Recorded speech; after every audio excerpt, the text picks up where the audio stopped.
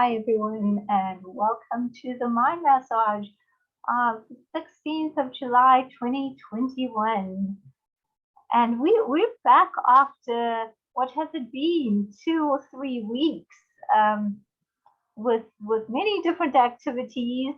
So we're glad to be back on the air, and I'm glad to be back with my co-host, Dr. Tom Ackland, regenerative neurologist and functional medicine doctor, and it's always a privilege.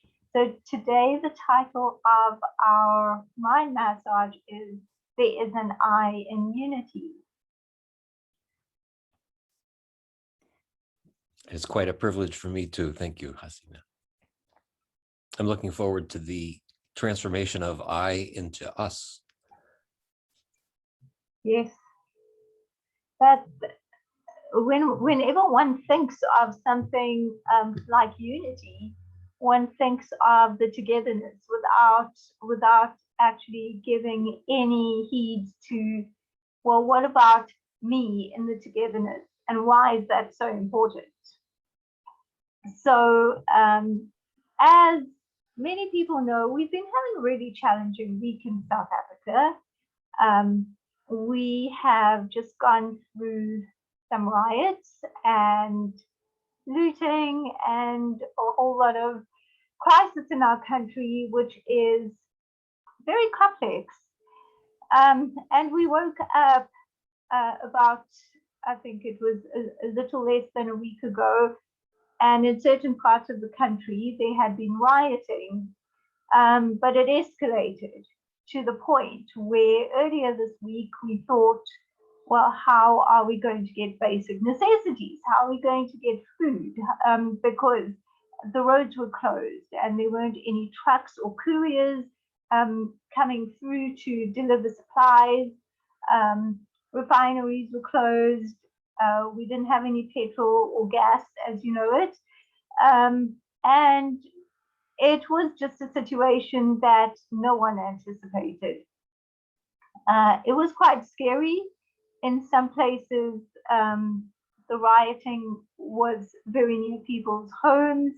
In our town, we actually witnessed firsthand, as in many other cities, people stepping up, just uniting and saying, this is not going to happen. This is not what our country is about.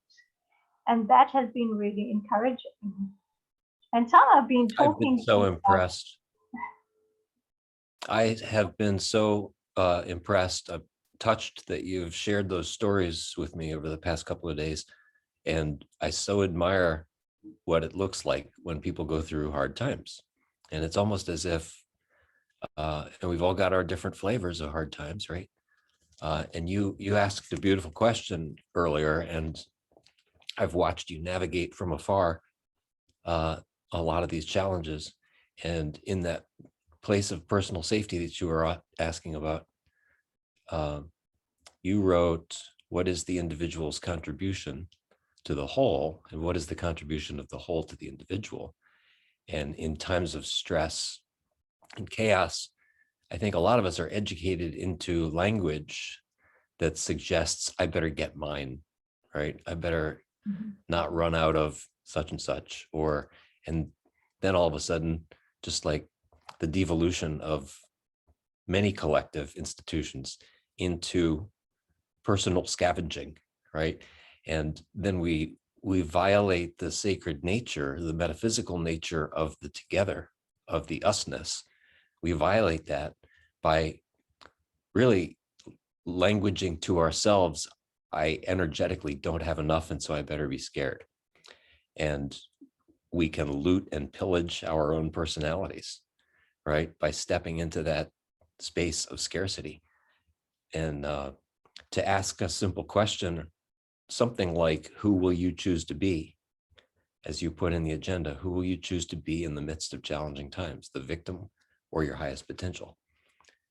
And the victim is that self-pillaging and self-looting, self-attack, right?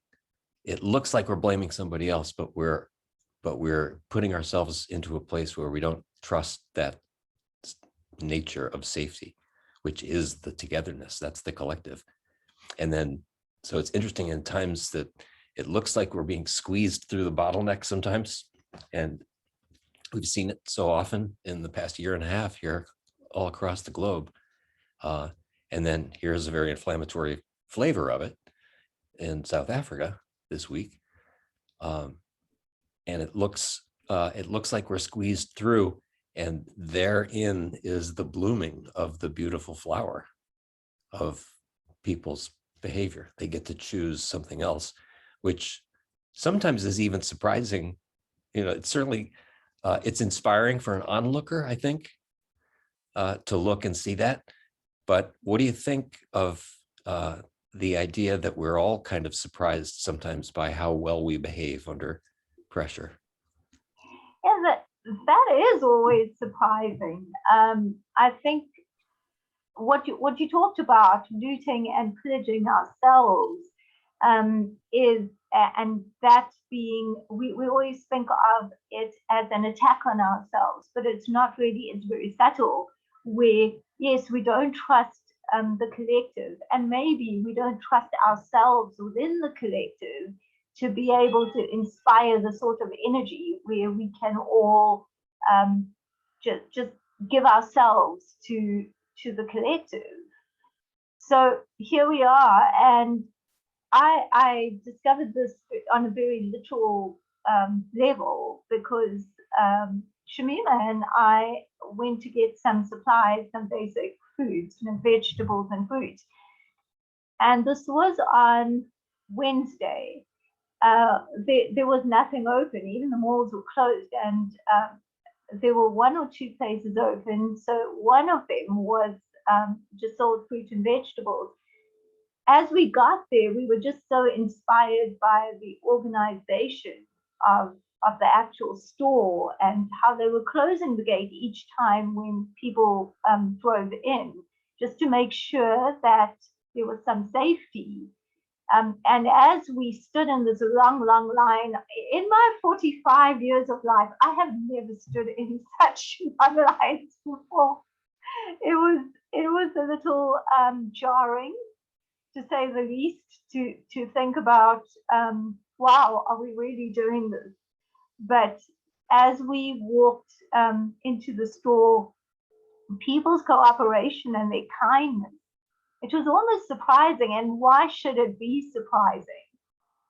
But, we had, Shamima and I had a customer in front of us who, we were carrying this 10 kg bag of potatoes. We didn't even think we were going to get that much stuff, but instead of putting it on a cart or in a trolley, as we call it in South Africa, we didn't take one of those. We just had it all in our hands.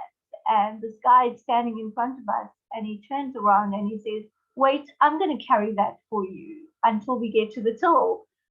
And then he even went to exchange the bag, because he thought there was another bag that was probably better quality. And just those random acts of kindnesses, and they're not random, they're conscious.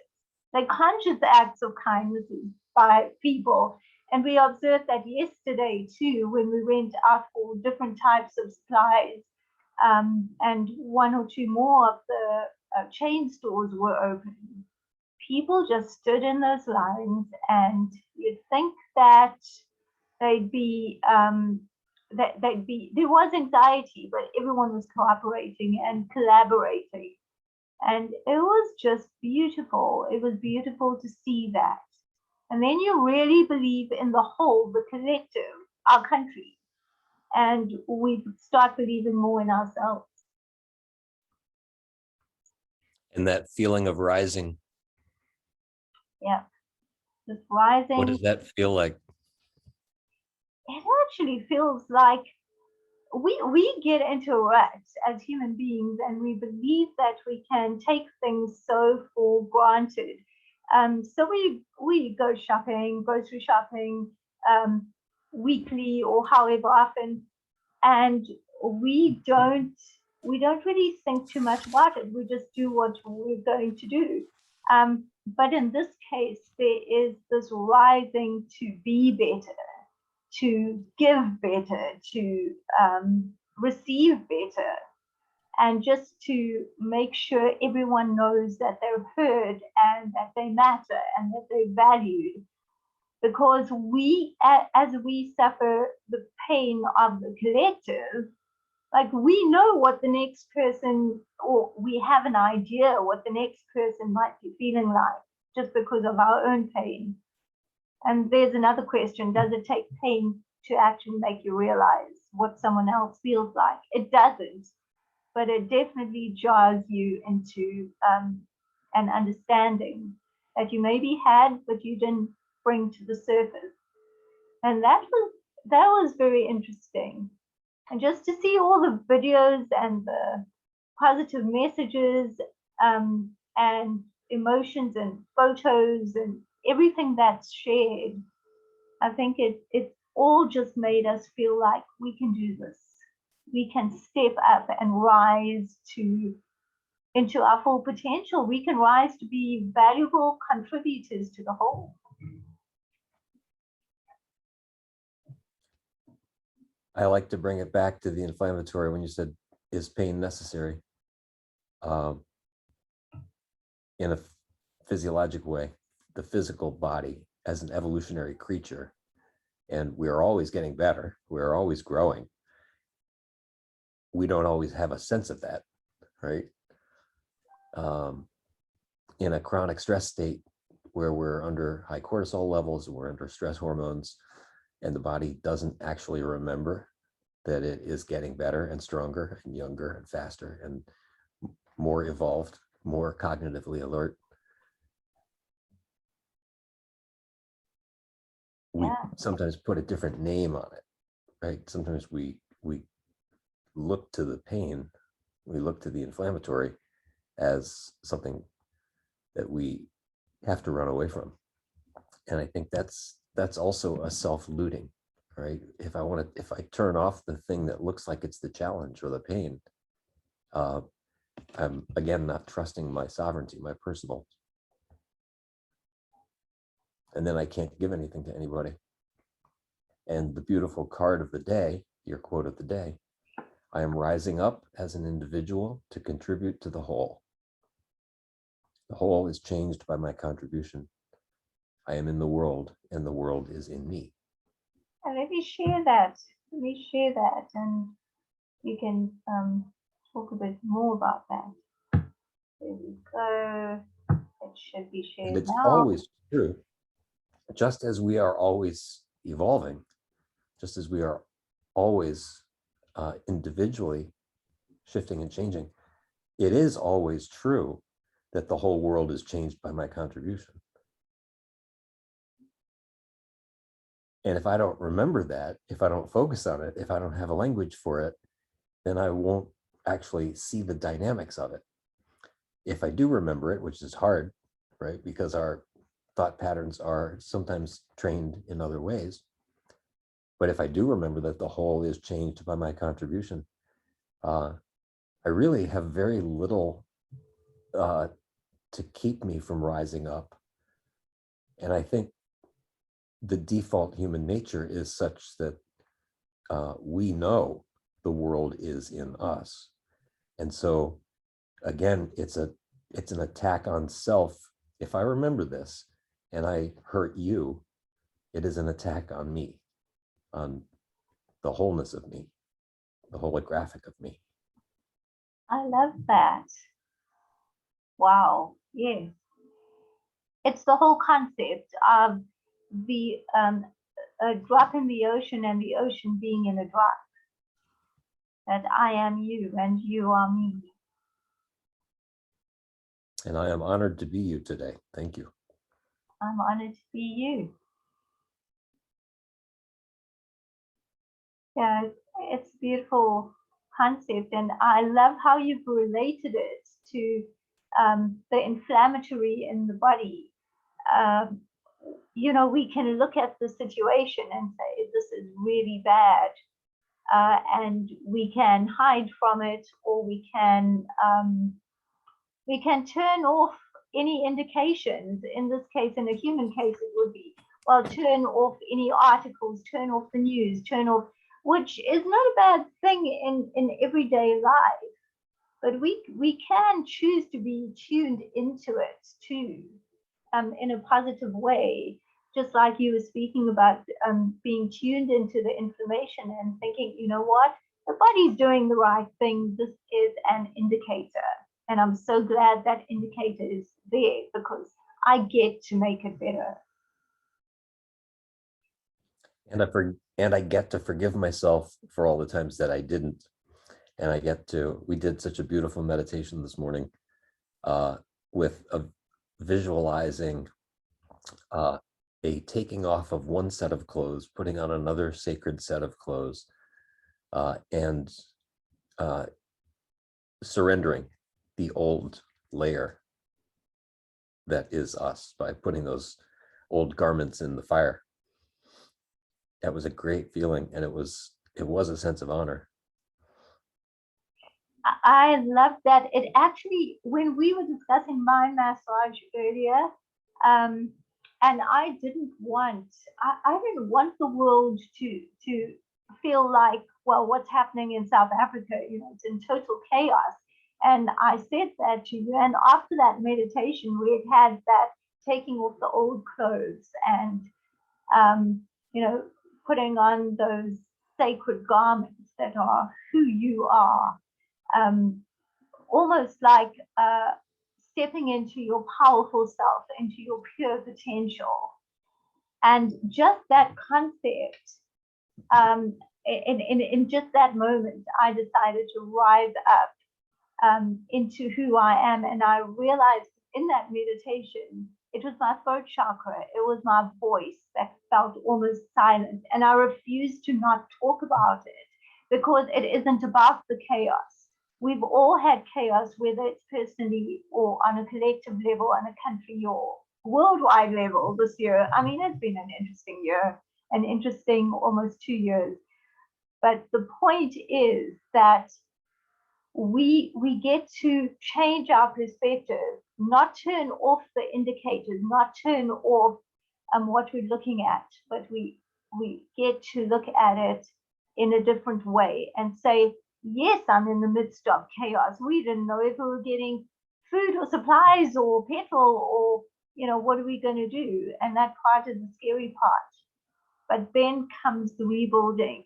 Like there's this Facebook group that started and it's called Rebuild SA. I can't remember the rest of the title. It's something about volunteer. It's a volunteer group, so it has volunteer in the title. And there are so many people saying, well, I can donate funds, and or I have transport and we can do it this way and get food supplies to the people in Durban or the people here, or I can come clean up. I can sponsor refuse bags. And people have been cleaning up together. And in that moment, it was like, no, we will not turn off the indicators. What we will do is get back to doing the right thing and rebuilding. And in some cases, there are places where there has been all that chaos. They've got before and after pictures. You cannot even tell that anything happened because everyone just banded together to clean up so well. These are citizens, these are volunteers, these are people whose lives are also affected. And those are the stories that this chaos, it's not about the chaos. Those are the stories that this is about. So I like that in the context of the cells in the body as well. We don't turn off the information. We don't turn off the indicators. We say, well, what are we going to do? We get to do the right thing. We get to contribute to the rebuilding. And what did it feel like when you felt that fifth chakra cleanse and you got the voice and at the same time trusted that the message is the message, right? It may be inflammatory, it may be destructive, it may be compassionate, it may be loving, and it may sometimes be surprising. We sometimes finish the sentences differently than we thought we were starting. what did it feel like to have that voice and that sense of freedom and lightness? So good, so good.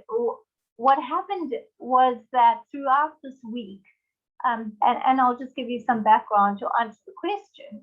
So throughout this week, there have been people volunteering. So for instance, in our town, there have been citizens stepping up and saying, well, the police are limited in their capacities, they're overworked.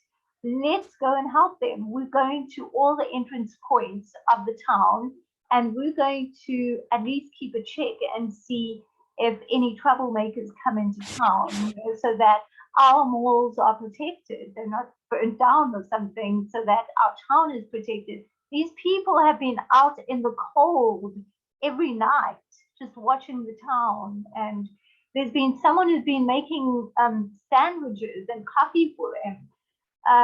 So everyone has been doing something, and I kept on thinking, I wish I could help in some way. And I mean, I'm not a big muscled person. I wouldn't be valuable in that way to go keep a check on the town. But I thought, what way can I contribute? And I've been writing, because my writing is my contribution. And I've been writing and just posting it and sharing it with people and asking people if they need to talk and so on. And I realized that that is valuable. So asking, how did it feel when that throat chakra felt released, when I felt like, that's it, I have a voice, that I don't have to keep my voice to just the people involved in this, I'm going to call it a crisis, this rebuilding. I can actually just speak up and share it.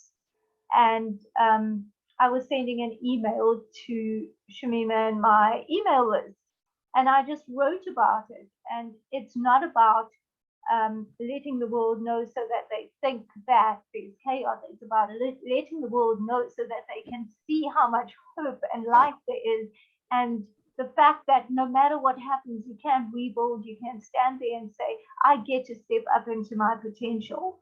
And that's what the world needs to know about South Africa. So that throat chakra release felt just like a release, that I can really use my voice and writing and just share this, because it's not necessarily a South African situation. I mean, this is a South African situation, but the lesson, the value, the whole humanity thing, that's the story of the world. That's how we can come together as a world, and we have in many cases. It's a huge transformational opportunity. I can also hear in your language, I really strongly believe that a sense of safety lets us move from asking yes, no questions to asking the who, what, when, where, how type questions. And if we say out loud to somebody, are you having a hard day? The answer is yes or no. Sometimes the conversation's over. It really doesn't offer them a space to elaborate. Think of sometimes, well, I heard this beautiful speaker this morning make this distinction, which is why it's probably still lingering with me. Most of what we do when we're teaching and informing and speaking, and I'm very guilty of this, I have a lot of information. And we don't hear very much of what other people are saying most of the time, but I have a lot of information, and often, and there's a place for that. There's a place for teaching and instruction, and each of us in our expertise is very often approached with a question, right? And we have something to say. But there's the distinction she was making was between teaching and coaching. And in the coaching world, there is an assistance of the person that you're in relationship with. You're assisting them to discover something that they already know, but they don't have a voice for it. They don't have the safety necessarily, or maybe even know that they know, right? Which is at the opposite end of the spectrum from teaching. Teaching is very instructional, and information and its details, and tells people what they don't know yet. Yeah. But I think in what I just got listening to you was, in these times of safety, rather than saying, can I carry your bag of potatoes, right, which is a yes or a no, we can offer ourselves in a very different way, in a very integrative way, from a space of safety, and say, what else can I carry for you? Or what would, how would it feel, even? How would it feel for you if I carried that bag of potatoes to your car? Might not be the best illustration, but I thank you for that. I thank you for your voice, and I thank you, even though I can't speak it, I thank you for the connection that you just gave me. So that in itself is a rise up sort of transformation. Well, thank you. What you said just now, I just realized that's something you always do. How would it feel if this, that, and the other? And you give the person the space to experience that.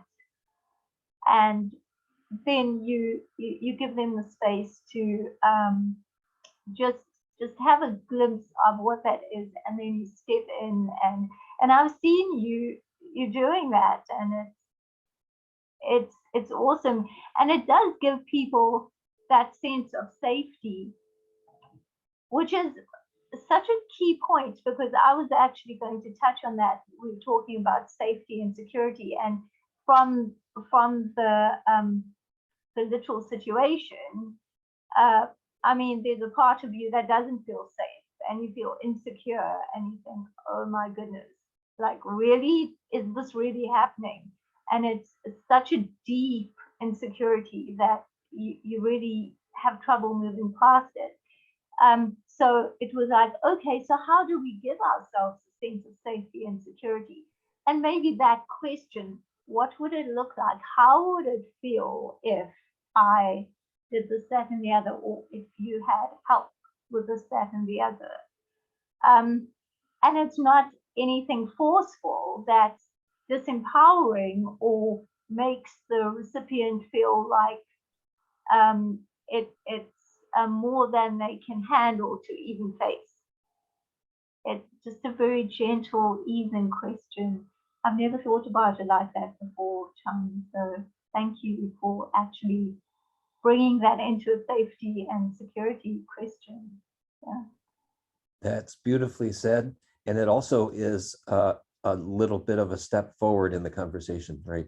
We help people step into the second piece of the conversation, the second piece of the exploration. If somebody asks me, are you struggling? And the answer is either yes or no, conversation could be over. If they ask me, what are you struggling with today? They've really implicitly asked me already, are you struggling?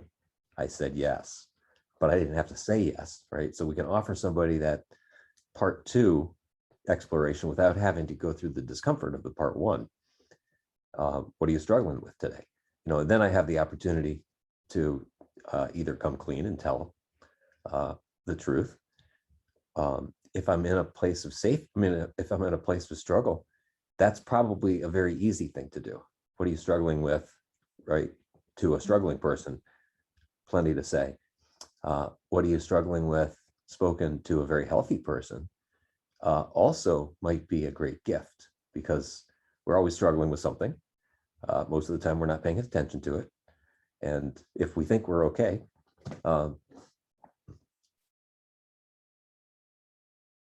yeah, I have a lot of thoughts on that. Maybe we can do a whole session on that next week. I like that, because that's such a great, almost a call to action, not for everyone else, but just for each of us within us, to be able to say, well, what's your call to action today? And we know that we've all been struggling on a worldwide, individuals worldwide, we've all been struggling with so many different situations. And those questions are just so, like you said, such a gift. So I think that would be a great part to next week. Well, my call to action today will be to keep that idea present and be very cognizant of how I'm asking questions. I'll take that on. I also want to do that. My day's almost over, but I've still got tomorrow and the rest of the weekend. And I do want to reach out to people and see how they're doing. I haven't managed to reach out to a lot of people I'd like to reach out to. Wonderful, thank you. Let's invite everybody to get in touch with us with their favorite question of the week. Pay attention to how you're dialoguing. Do you feel free to ask questions in the first place, right? That takes a healthy person to be in a space of curiosity and willingness and exploration and dialogue, engagement. And it also sometimes indicates the health of the petri dish that we're surrounded by, the health of the community and the people around us. And if you don't feel like, if you don't feel safe in a certain place, there might be a reason for that, right? Yeah. So we could invite people to pay attention to where they feel safe to ask and engage dialogue, and also maybe even come up with a list from people who give us feedback this week, a list of favorite questions. What was your favorite question? Oh, I love that. Yes. So if you're listening to the replay of this, and you may be listening wherever we post it, or on Facebook or on YouTube, on the Mind Massage channel, but if you're listening to this, comment below wherever you are and just list your favorite questions. That's a great call to action. That's a great sharing and a great way to share our vulnerabilities together and what questions work. So until next week, I think this has been so valuable. It's certainly been valuable for me because I didn't think of it in the context of the safety and security. So thank you for all your contributions, Tom. Well, thank you for your voice and for your contribution, and blessings to the nation, blessings to the whole of South Africa and to the globe. But especially, I honor your courage and your voice. I look forward to your questions. Love, love, love. Thank you. And I am also feeling love and light to the whole world. And thank you, Tom. Have a beautiful, blessed day, everyone. We look forward to your questions.